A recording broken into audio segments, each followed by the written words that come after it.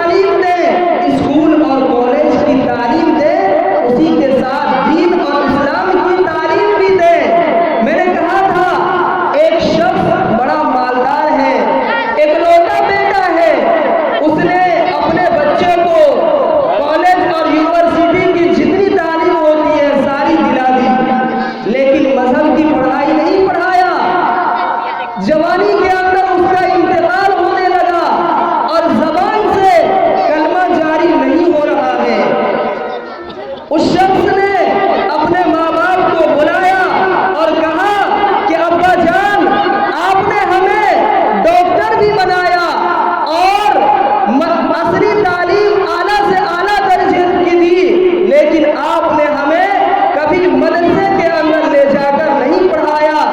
آج ہماری موت آ رہی ہے اور ہمارے زبان سے کلمہ نہیں نکل رہا ہے. کل قیامت کے دن اگر اللہ تبارک و تعالی مجھ سے پوچھے گا تو آپ کو اللہ تعالیٰ کے سامنے حاضر کر دوں گا اور کہوں گا یہ ہمارے ماں باپ ہیں جنہوں نے ہمیں بچپنے میں تعلیم نہیں دی. تو میرے دوستو یہ ہے نقصان اور یہ ہے فائدے.